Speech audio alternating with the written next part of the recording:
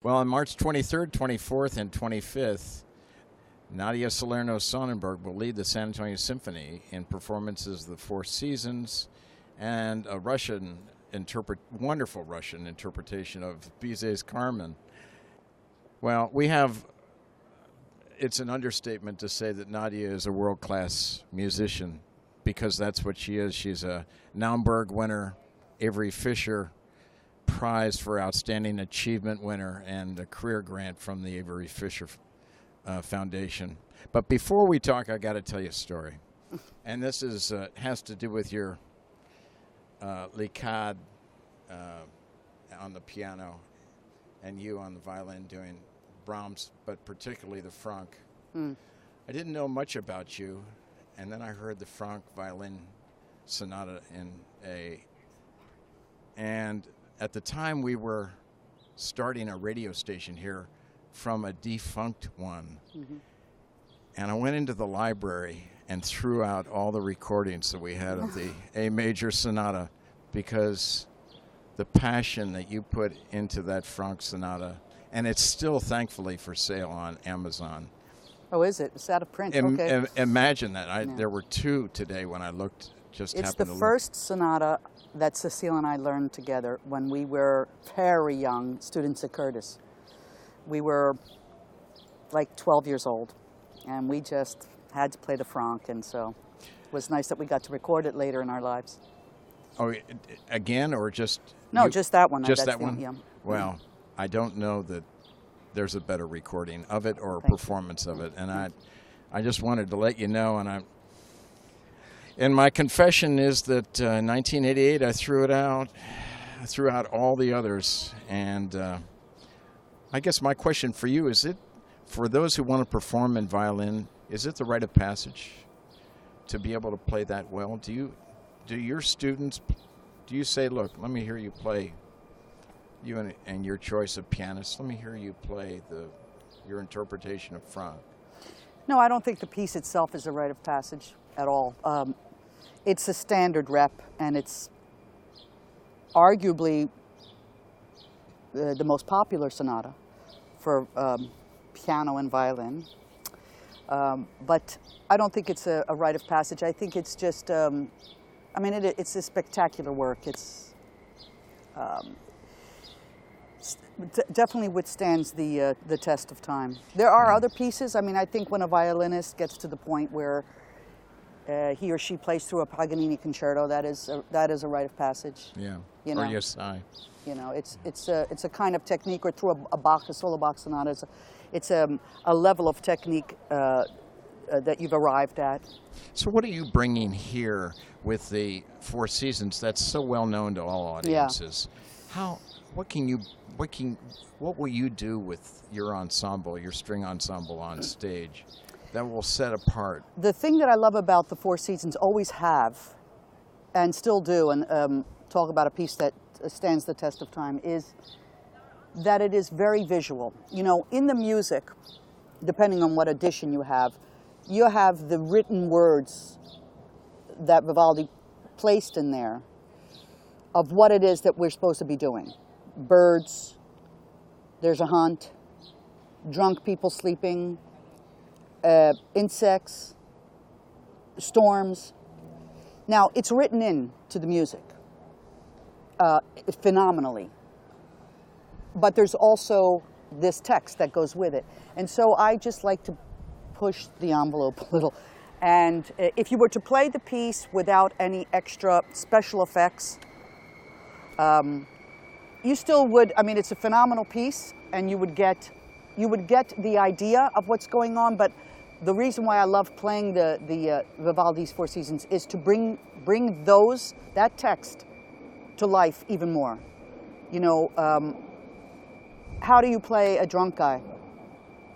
So what do you say to your ensemble? Well, I give them carte blanche. You give them that freedom to do that. Okay. Seriously, how do you play drunk? Yeah. How do you play your instrument and make it sound like you're drunk?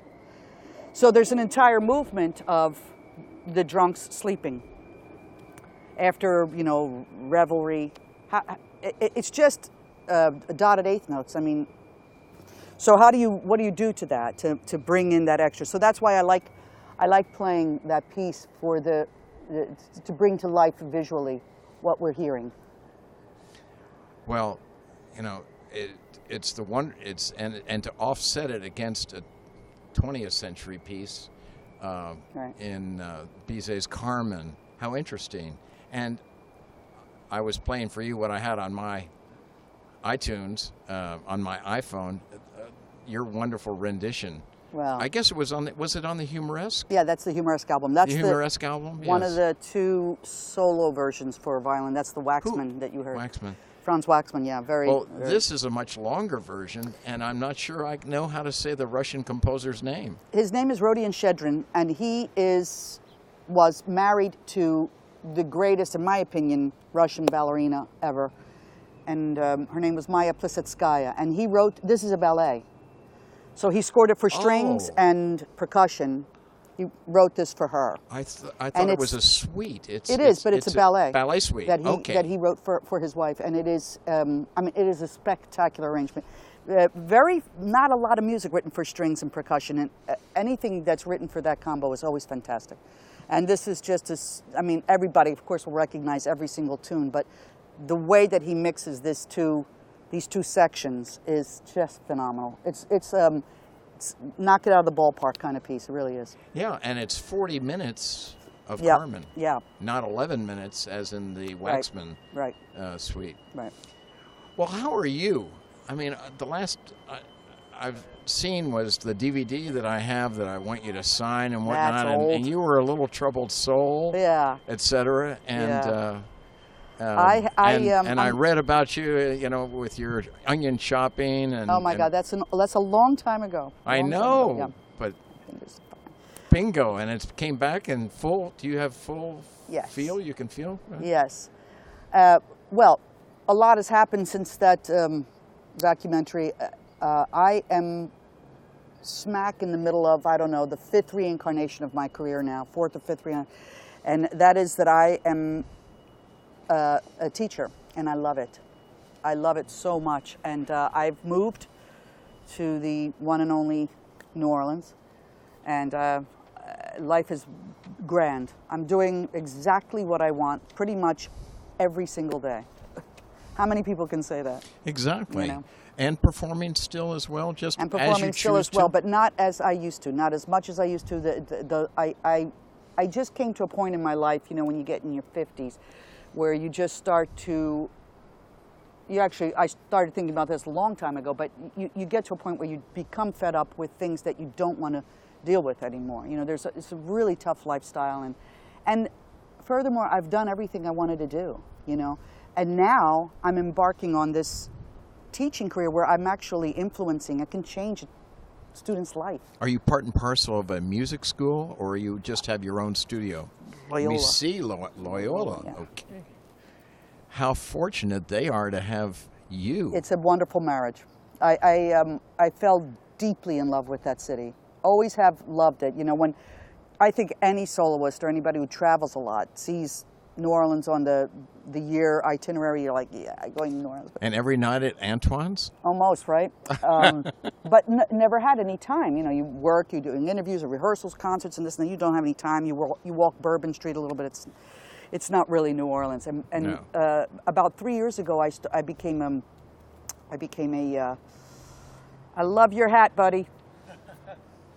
This is our year. Oh yeah, right. Do you still, by the way, do you still have the 1977 Yankees in your violin case? I have a light violin case. Yes, I do in my old case. I do. Yes, of course. But I've got a light case. Note to audience, that's on the DVD. Yeah, that's right. It's still in that case.